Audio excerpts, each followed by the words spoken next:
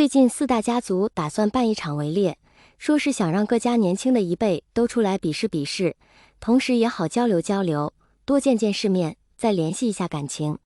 又因为时隔几年没办，此次围猎弄得挺隆重，规模也挺大，蓝家上下都在准备此事，蓝忘机自然也是不得清闲的。见蓝忘机站起来又回头看他，魏无羡朝他摆摆手道：“你去吧，我再坐一会儿，稍后自己回去。”蓝忘机这才点头，跟着那几名弟子走了。见蓝忘机离开，教场上的弟子们都松了一口气，向还站在一边的魏无羡问了好，才开始继续练起剑来。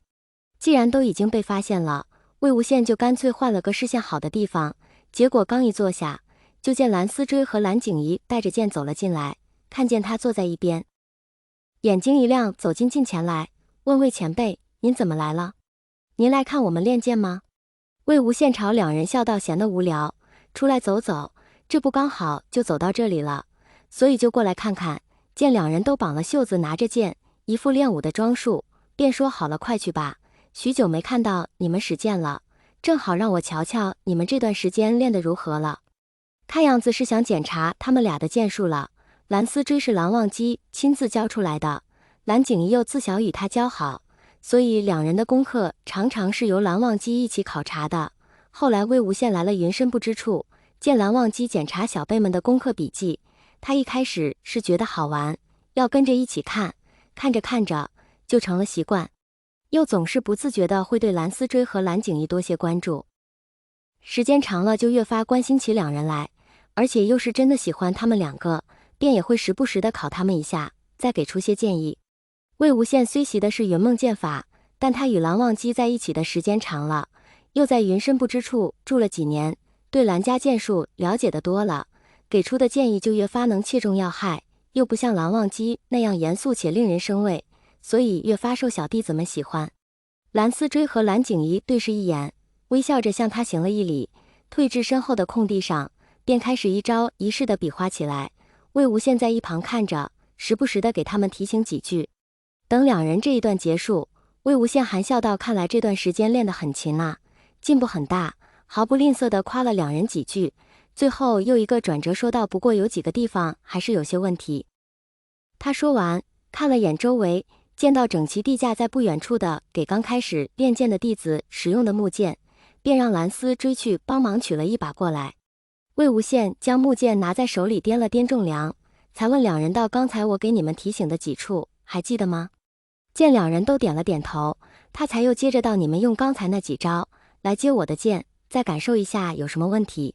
他说完就用手里的木剑撑地站了起来，拿着剑往走到距几人几不远的空地上，看着就像是要亲自与他们打过。蓝思追和蓝景仪连同站在旁边的几个弟子顿时吓了一跳，忙道：“魏前辈，您还是直接说吧。”您话没说完，眼睛却是不由自主地往魏无羡已经遮掩不住的腹部看去。魏无羡跟着他们的视线低头看了一眼，一只手轻轻抚了一下小腹，抬头笑道：“好了，没事，我不动，等下用灵力控制这剑，这不是坐着不太好发挥吗？真的可以吗？”蓝思追闻言稍微放了点心，却还是有些不太确定。“可以，我还能骗你们不成？”说完，手往剑上一指，裹挟了灵力的木剑便迅速向对面的蓝思追和蓝景仪飞去。蓝思追持剑挡了一下，便和蓝景仪配合着应对起来。你来我往反复几次，两人便渐渐意识到了自身存在的不足之处，开始慢慢调整自己的足尖这力点、动作高低、幅度大小。魏无羡帮着他们练了几招，收剑点头道：“差不多了，再多去和你们师兄弟一起练练就好了。”蓝思追两人连忙谢过。魏无羡让人将木剑放回原处，自己又转身回到刚才的坐处，正想坐下，腹中的小人儿突然给了他不轻不重的一脚，他动作顿时一僵，脸上的笑容也滞了一下，伸手往腹部按了上去。离他最近的那名弟子吓了一跳，忙扶着他坐下，急道：“魏前辈，您怎么了？”蓝景仪站在几步外，看着蓝思追将木剑又放回高架上，听到这声急急忙忙跑过来，咋呼呼道：“怎么了？”